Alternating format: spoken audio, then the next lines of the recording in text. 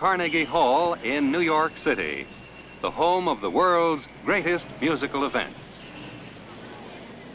Today's event is one in a series of New York Philharmonic Young People's Concerts under the musical direction of Leonard Bernstein.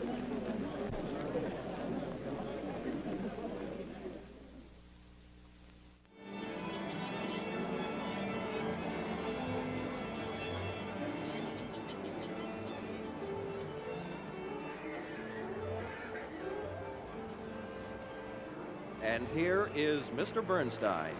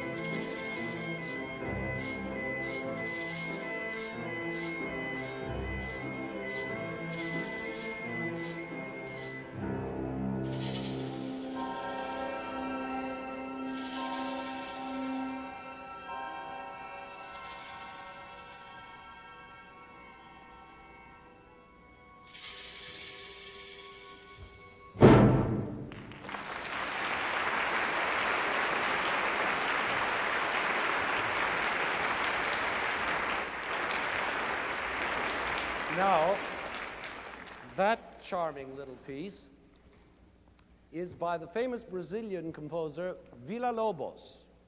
And as you must have guessed, it's a musical picture of a train. Or maybe we ought to say it's a musical cartoon of a train. It's called the Little Brazilian Local, or what we might call a backwoods milk train. Of course, the first thing you'll wonder about this piece is, how does that composer get a regular, ordinary symphony orchestra to sound like a train.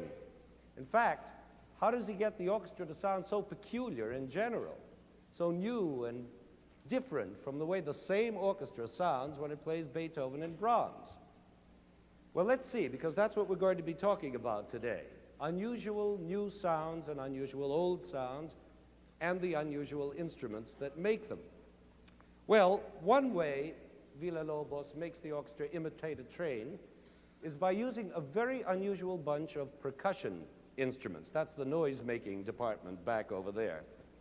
Special Brazilian folk instruments that make odd little noises, in addition to the usual percussion instruments we ordinarily use, like the kettle drum, the cymbals, the snare drum, and so on.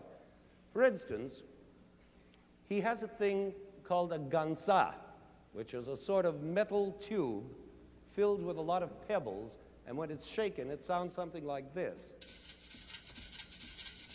And then he uses something called chocalhos, another kind of rattle, which is wooden this time with beans inside it, and it makes a noise like a maraca.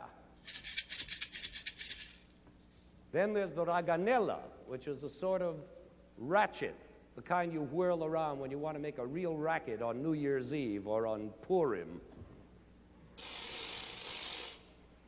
And finally, Villa-Lobos uses a reco-reco, which is a saw-toothed sort of vegetable, sort of a squash or a gourd that you can scrape with a scraper, and it makes this very South American noise. Now, all these different noisy things played together with the usual percussion instruments can make a sound very much like a little tired train trying to get started up a hill. Just listen.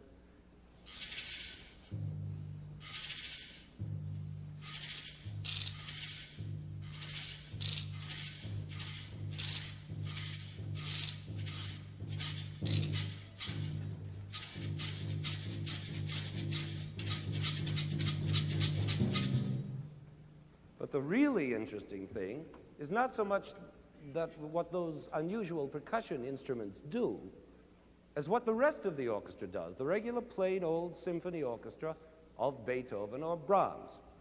Because here, Villa-Lobos uses the same instruments everyone else uses to make train sounds that are absolutely new and different.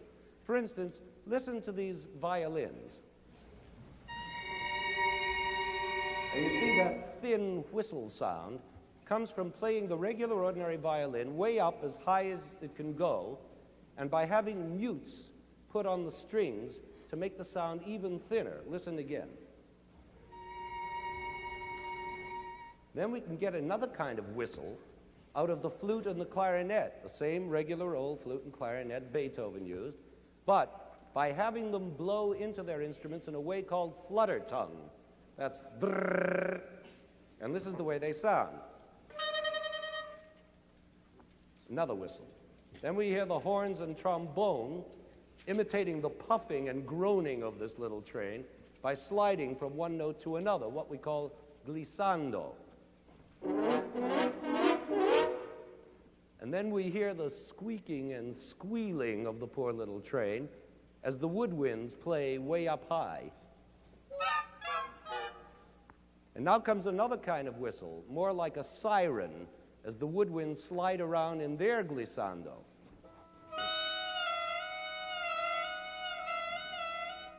And finally comes a tremendous warning whistle, made by everyone playing trills and scales as fast as they can.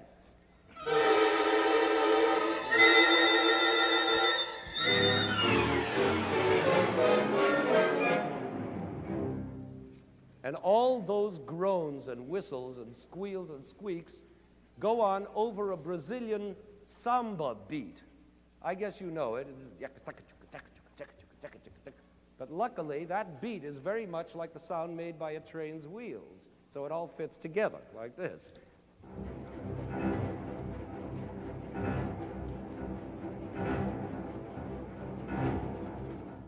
So you see, most of these peculiar noises of the train are really caused by regular instruments of the orchestra, only playing in peculiar ways. And those unusual percussion things we heard before are only sort of Brazilian trimming, extra Brazilian noises. So we see that the most usual instruments can also make the most unusual noises. Now, of course, these modern instruments weren't always the usual ones. What we call usual instruments these days have changed an awful lot since the old days. And I'd like now to show you what some of them were like many years ago, way back even before Bach. But remember, these peculiar instruments you're going to hear from the past were the usual instruments of their own times. And the people who played them 400 or 500 years ago would sure be amazed to see what they've grown into in our time. They'd call our instruments unusual. For instance, take our modern clarinet and our modern oboe.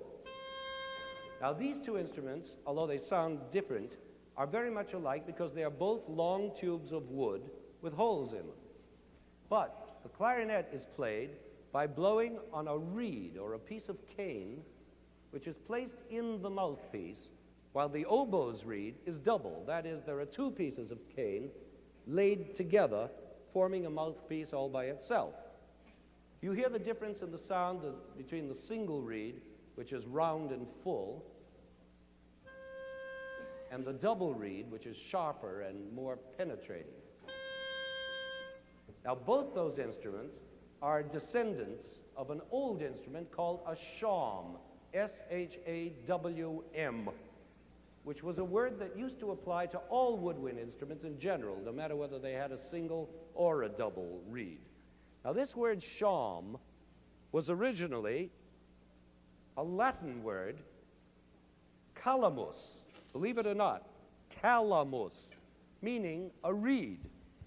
And then it was changed a little by the French into chalumeau, which was changed back by the Italians into the word salmo, and by the English into chalme. You see how words change as they go from one country to another. Then the English, who love to shorten words anyway, changed chalme to shalm, S-H-A-L-M, which can also be pronounced sham, like calm or palm. And then finally, in good old British style, it became shawm, and was even spelled that way, S-H-A-W-M. Now, I'm not trying to give you language lessons here in Carnegie Hall, but it's important to know all this because the French chalumeau finally grew into what we know today as the clarinet, and the English shawm grew into what we call the oboe. Now, we're very lucky to have with us today 3 real shawms, those double-reed great-grandfathers of the modern oboe, and 3 friends of ours who actually know how to play them. Aren't they beautiful instruments?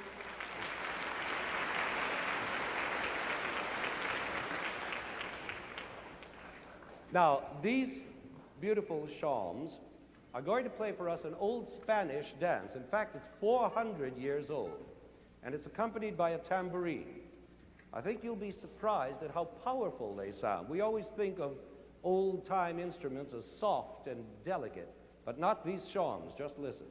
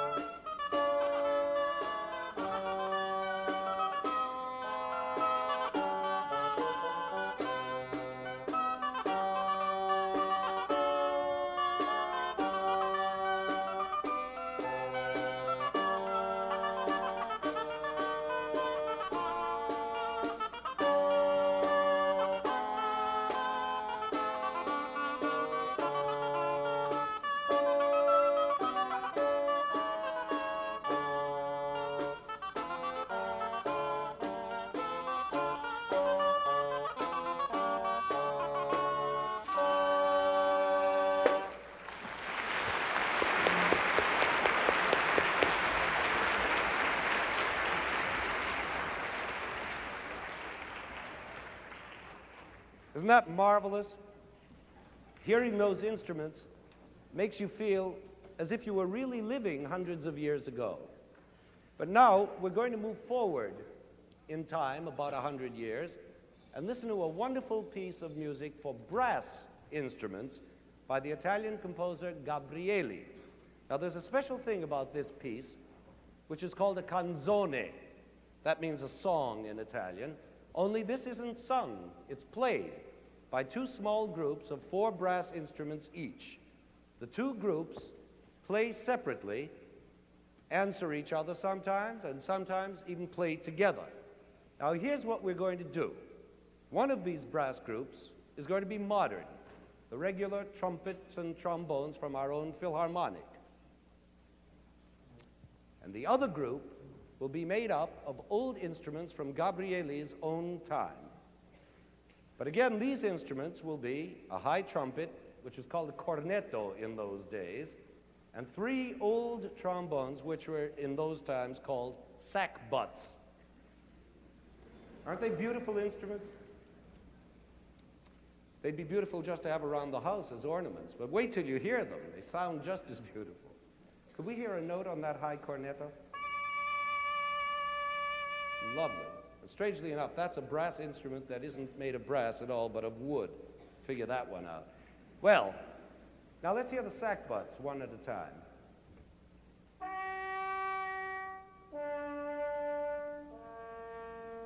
Now, we're going to have a blending of the old and the new as we join trumpet with cornetto and trombone with sack butt in Gabrieli's canzone for 8 brass instruments.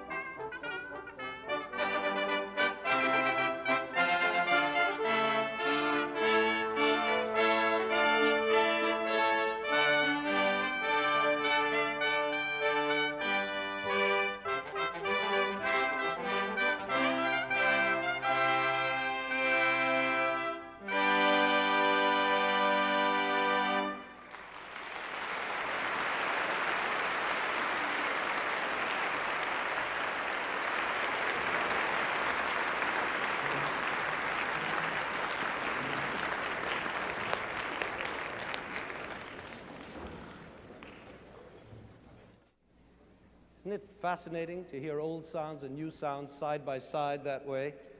gives us such a clear idea of the difference between olden times and our own times, just by hearing the sounds that were made then and now. Now, that's really the best and most exciting way to know history, not just by studying about dates and battles and who was king of what in which century, but by coming close to the art of history, by looking at the pictures painted by people in any certain period of history, or reading the poems they wrote, or hearing the music they heard. Then we can almost put ourselves in their place and pretend we're living in those long ago days. And then we really understand history, which is not just a dull subject in school, but an exciting way of knowing about what happened in our world before we were living in it. I remember that when I was a small kid, I had no interest at all in how the world was before I was in it. And I think that's true of most kids. But suddenly there comes a moment, maybe when you're 11 or 14 or 17, when you suddenly realize that there has been a big and interesting world going on for thousands of years before you were in it. And from the minute you realize this and begin to want to know what this world was like, from that minute on, you're on your way to becoming a thinking person, which is a really educated person. And so, because this is so exciting, this comparing of new and old sounds, we're going to do the same thing again now, but with other music and with other unusual instruments. This time we're moving up again in history to the 18th century, the time of Bach. And we're going to hear one movement from his fourth Brandenburg Concerto.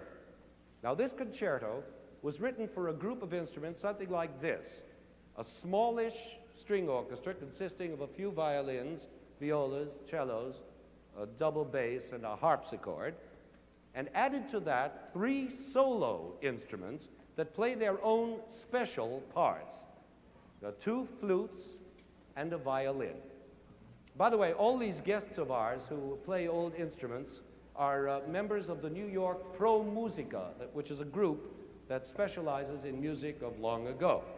Now, this violin of Bach's time was very much like ours, as you see, only it had a much shorter neck and slightly different measurements throughout, inside and out.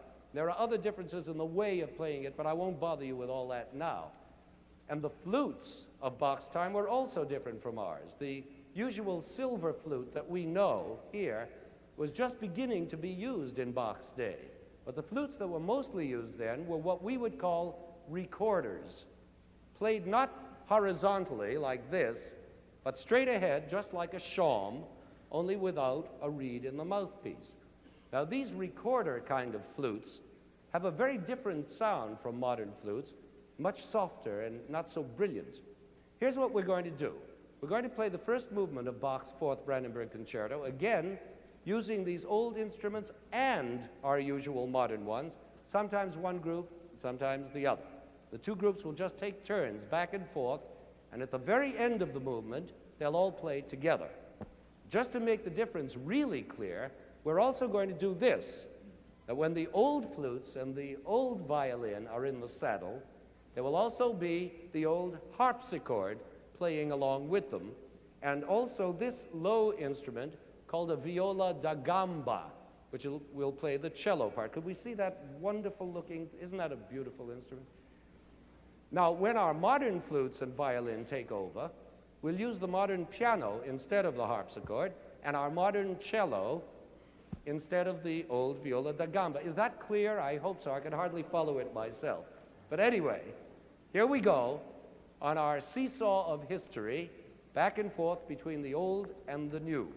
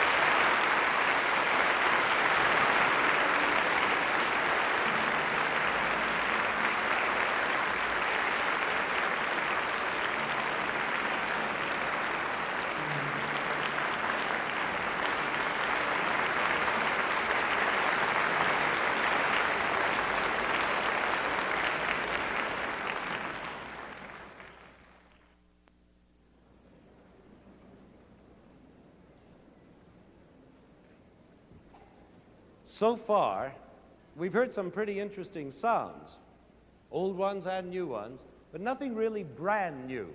After all, the usual instruments of our modern orchestra have been around for a pretty long time. And even those funny percussion instruments we heard in the Brazilian train piece aren't exactly new instruments, even if they're unusual. They're folk instruments that have also been around a pretty long time. But what are really new instruments? The saxophone? No, that's been around 100 years or so, even before jazz was invented. The mellophone you hear in school bands, that's just another kind of French horn. No, the really new instruments are electrical ones, or rather, electronic ones. I'm sure there are lots of you who understand what that word electronic means. There have been hundreds of experiments going on in our time trying to invent an electronic instrument that will make a sound unlike anything ever heard before. And since composers are always wanting to make new sounds never heard before, some of them have tried doing it with these new inventions.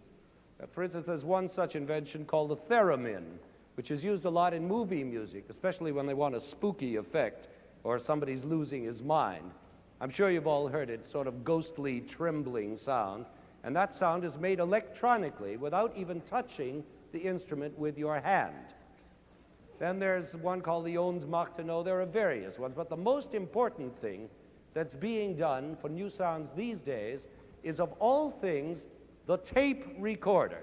Now imagine an instrument called a tape recorder, but it is an instrument, only it doesn't need to be played with a bow or a stick or by blowing into it or hitting it. All you do is push a button and it's on its own. It's amazing how many millions of sounds you can put on tape. A whole new world of sounds, anything you want. Now, there are two ways of putting sound on tape. One is by recording real sounds, like, for instance, a bottle breaking, crash, tinkle, tinkle, tinkle. And then, was that it? Ah, here's the tinkle. And then you take that sound and play it backwards so that you hear the tinkles before the crash. It's a weird new sound. Listen.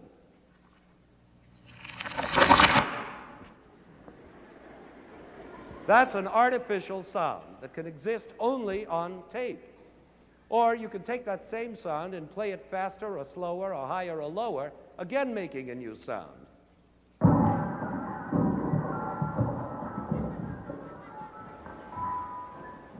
Now that's that same bottle breaking, only much lower and slower. Now, you can do these things with any other sound, talking or singing or stamping or coughing or anything you want. Then the other way is to make artificial sound. In other words, you don't record a real sound and then change it. You actually record pure tone that is made by a thingamajig called an oscillator. Now, this is all a very hard scientific business, and I don't know too much about it myself, but I have heard a lot of these sounds, and they're quite new and exciting. Just listen to a couple of them. That's pure sound.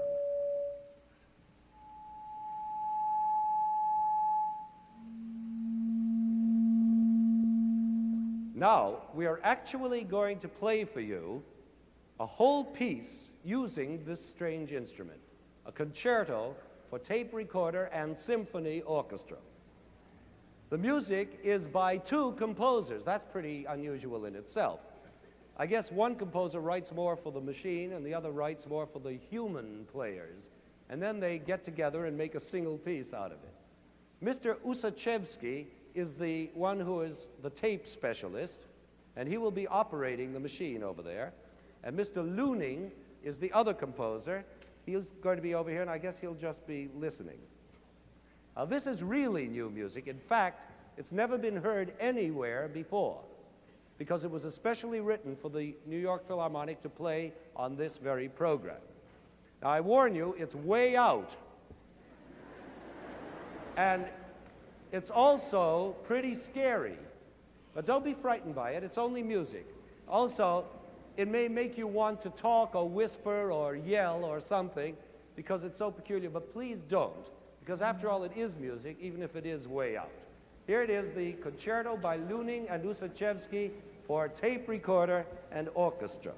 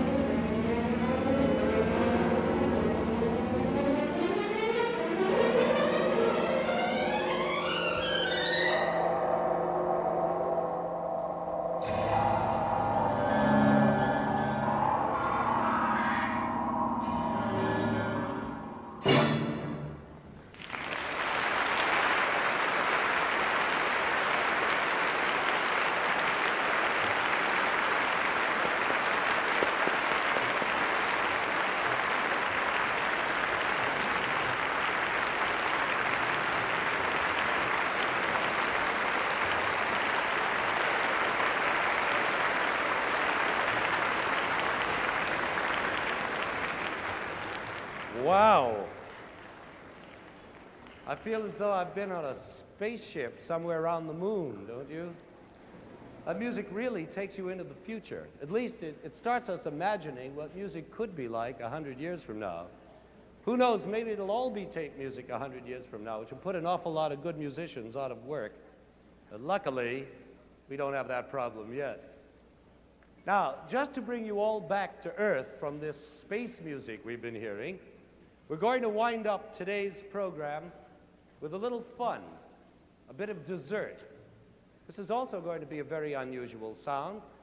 At least it's an unusual sound for a symphony concert, the sound of a kazoo. Now, there's nothing new about this instrument. I've played it for years myself. It's the simplest instrument ever invented. All you do is take this piece of tin, which looks something like a cigar and something like a submarine, and you put it in your mouth and sing into it. See, anybody can do it. No lessons necessary. You don't even have to practice. You can do anything you want. And this instrument has a lot of variety, too, depending on who's performing. A man or a woman, a high voice or a low voice, a good voice or a bad voice like mine. But today, we have a great kazooist to play for us, a girl with a really lovely voice named Anita Darian.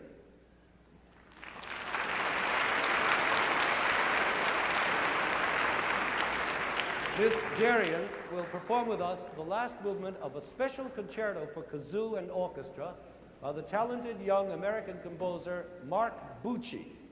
Now, Mr. Bucci calls this piece Concerto for a Singing Instrument, but that's just a fancy way of saying what it really is, Concerto for Kazoo.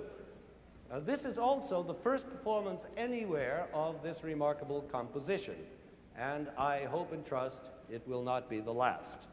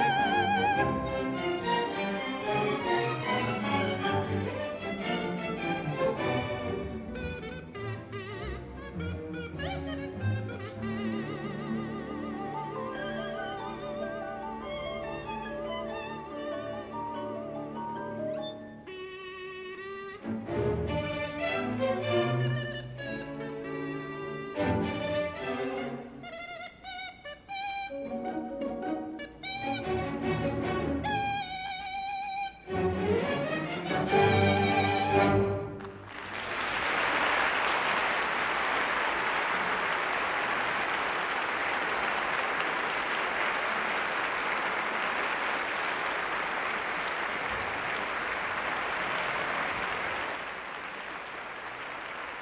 is the third in a series of 4 concerts by the New York Philharmonic under the musical direction of Leonard Bernstein. The next concert in the Young People series will be presented 4 weeks from today on Sunday, April 24th, at which time Mr. Bernstein will present the play opera The Second Hurricane by Aaron Copland.